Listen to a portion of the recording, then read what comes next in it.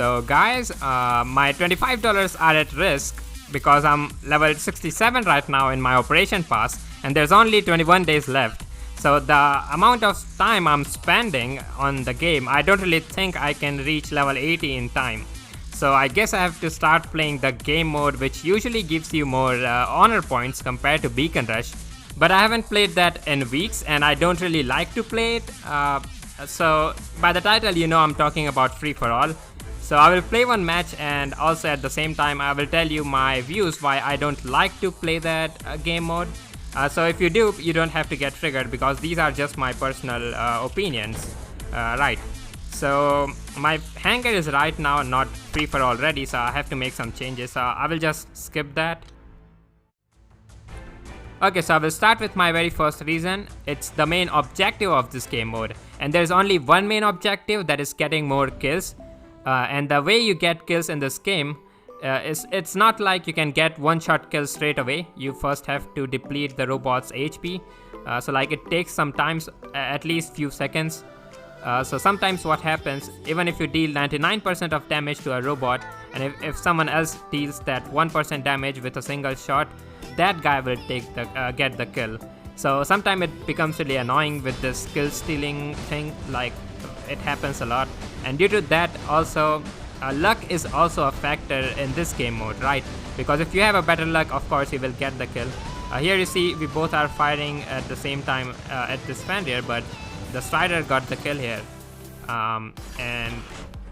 Sometimes, not sometimes, I will say most of the times, it's pre-decided who will get the first position. The player with the most leveled up hangar and the most leveled up last end is likely to get the first position, because you see, with more leveled up equipments, you will have more HP. And like if there's a one-on-one, obviously the guy who has the more leveled up last stand will win. Say there is one guy with level 3 last stand and another with level 6, and there's a one-on-one between those two. So obviously the level 6 last stand player will have 4.5 second of duration, and the other guy will have 3 seconds, with the level 3 last stand. So obviously the more leveled up equipment you have, the more your chances is to get first. And I'm not saying you just need that. Of course you need some experience to handle all your hangar, right? And also luck. So yeah, there are these kind of factors that I don't really like. If you have more leveled up weapons, you will surely deplete robots' HP faster, and eventually you will get kills faster. So yeah, this thing that most of the games are already pre-decided, depends on what things you are bringing in the game. Even before you have started the game, if you have the most leveled up things, I think I'm just repeating myself. So moving to the next reason, which is this game mode makes your playstyle really aggressive, and I think it's connected to the first reason I said, the main objective, because in a lot of situations to get the kill first, you just use your stealth jump and you just rush in without thinking much to get the kill first. And I feel like it also affects your team play, because there was a time where I used to play free for all a lot. Like I played it 3 months straight, because in Beacon Rush and Domination and other game modes, it was all filled with just Spectre shock trains. So if you're playing at that time, I think you will remember. So that was at that time, yeah, I used to play free for all a lot. But then when I returned to Beacon Rush, I really felt like a noob. Like I was rushing a lot without thinking much, and like my team play was totally destroyed. And it took some time to get used to the team gameplay again. And this game was first started as a team play only, right? There was only one domination game mode. So yeah, I feel like having more team play skills is better than in a solo, right? So where was I? I totally forgot my point. Yeah, about making your playstyle aggressive. So you will see a lot of situations I will show you in this game mode. One of the players. So it's not only with me. Like here you see this Spectre just took the stealth jump because he wanted to take the kill. And I'm pretty sure that is not it's not like that player is inexperienced or anything. Like you see, I have a last stand, even though that guy just took the jump and exposing himself to open fire. So like, you see what I'm saying? This game mode really makes your playstyle aggressive. And you start rushing, without any reason. So now moving to the next two reasons, which is I feel like there's not much strategy and tactic involved in this game mode compared to Beacon Rush, and also the matches here are always lengthy. Like mostly it will take full 10 minutes of match. So sometimes I feel like it's not really worth the time to play full match of 10 minutes in this game mode, and I will explain it slowly. So first of all, let's start with the strategy thing. So only the top strategy you need to use in this game mode is look for an easy kill with a robot with low HP, to get kills faster, and look for a robot with who don't have a last 10, and with the new visual marker it's a lot easy to know that. So all these tactics are strategically correct based on the main objective, getting kills. So it doesn't really makes the game that exciting, and sometimes it makes the game really lengthy because after few minutes it will end up being a one-on-one because other players will not have enough fist tokens to respawn. So in those one-on-one situation, a lot of time it happens that you don't want to expose yourself, and the other guy also don't want to expose yourself.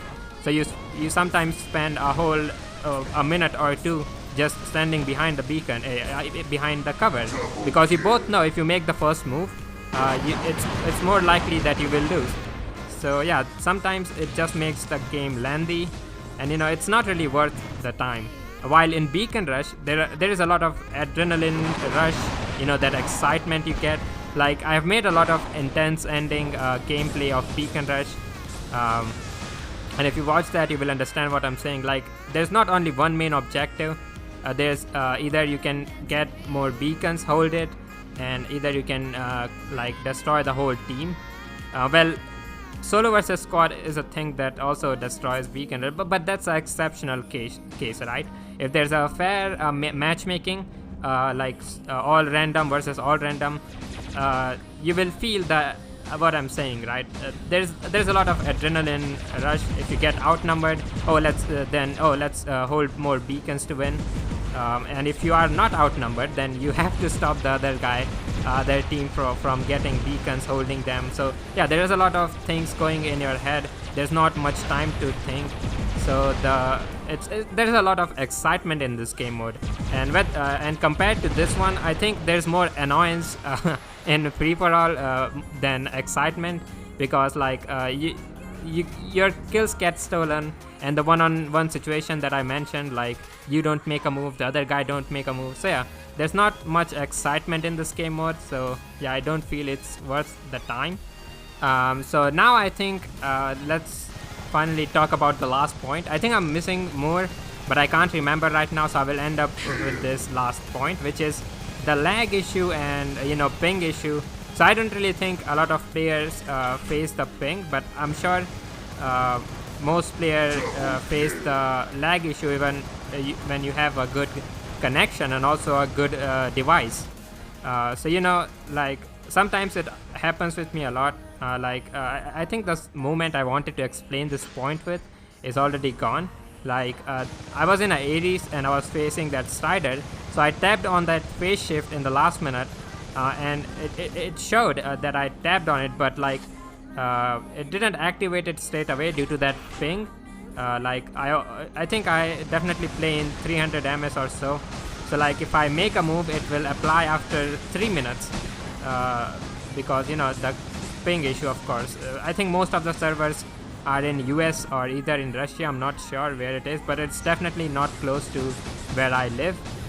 So due to that reason, I don't usually get all my strategies that I want to use gets destroyed, and so that lag and ping issue sometimes makes you lose in this game.